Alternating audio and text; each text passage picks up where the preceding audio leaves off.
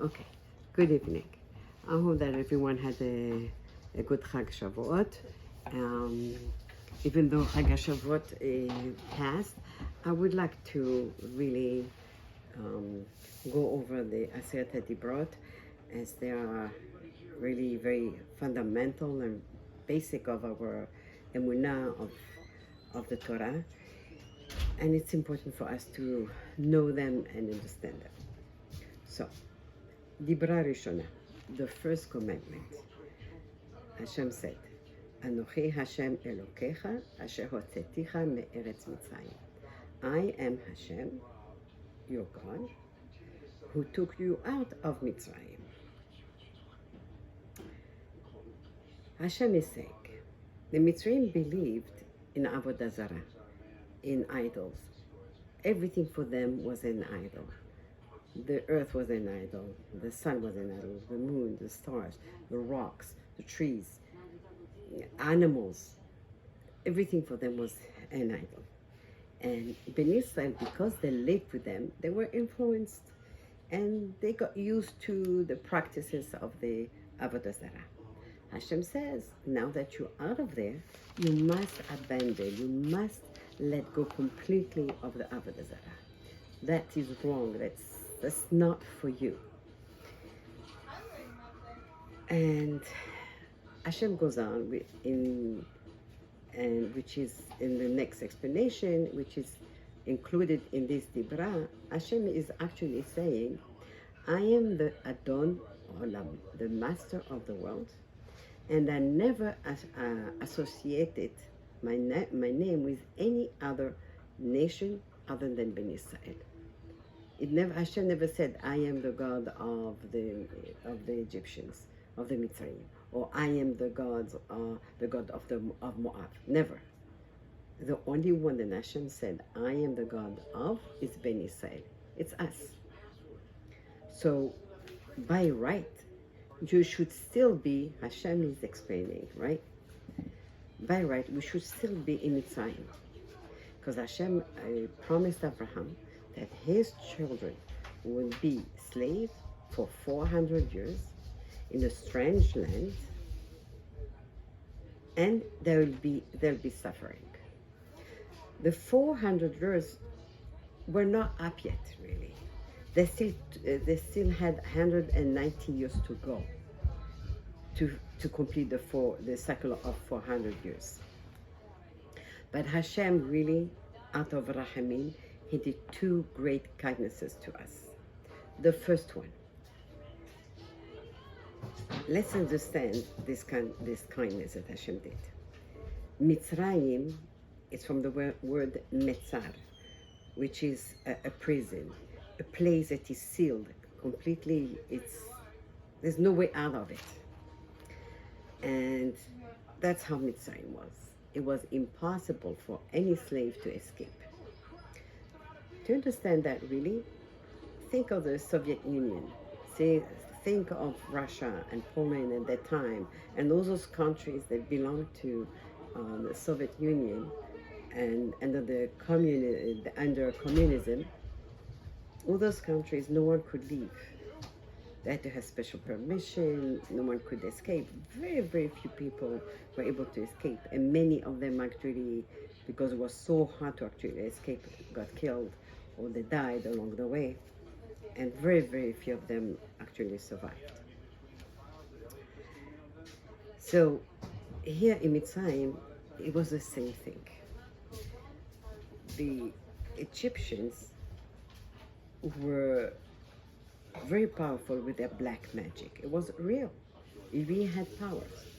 The powers were so strong, they were so strong that they had put some curses on the gates. There were walls surrounding Mitzrayim, and there were gates. And on those gates, whoever tried to open the gates would die. And if they, by fluke, that person was able to escape, he would die immediately outside of Mitzrayim, or that they were able to bring that person back. So really, there was no escaping Mitzrayim. And for this reason, Mitzrayim was referred to, Egypt was referred as the Bet Avadim, the house of slaves. Slaves in Egypt, in Mitzrayim, someone who was a slave, he stayed there his entire life, wasn't allowed to go anywhere. Not only that he wasn't allowed to go anywhere, but his status never changed. All his life, he never lived or never was able to be free. He never tasted freedom. So even though there were millions of Jews, millions of Bnei Yisrael who were slaves, yet Hashem was able to take them all out at once. So that was the first kindness, the first chesed that Hashem did for us. The second chesed is, like I mentioned before, Hashem brought us out of Mitzrayim 190 years before their time. Before the 400 years were up. They were slaves for 210 years. Hashem had rachamim on Bnei Yisrael. He saw the suffering, such terrible suffering. It was so harsh. The conditions of living were so harsh that Hashem counted that as if the slavery had lasted 400 years. There is another reason why Egypt, Mitzrayim, is called the house of slaves, Bet Avadim. The Egyptians were descendants of Ham. Ham was the grandson of Noah. Let's understand, let's go back to Noah. Noah was the one who built the Teva, and he went inside the Teva with his family, with his children, his wife, his children, and their wives. There were 4 couples, right? And they saved all the animals. When Noah came out of the Teva, there was nothing on earth. No one. There were trees, plants, the animals, only the ones that came out with him from the Teva. He was under such a shock that he planted a vineyard. He planted grapes. The grapes really grew very, very, very fast. Don't have time now to go into all the details. And he made wine. He took wine and he drank the wine until he became drunk. He was lying down in bed, but he wasn't covered. A child is not allowed to see his parents uncovered. Ham saw the father lying down in bed. Ham was the son of Noah, He saw his father lying down, not covered. He laughed at his father. Complete lack of respect for his father. His other 2 sons, Shem and Yefet, they covered the father, walking back without looking until they were able to cover the father. When the father woke up and he realized what went on, Noah was very upset with his son and he cursed him. And he told him, you are going to be a slave to your brothers. So the Egyptians were descended of Ham.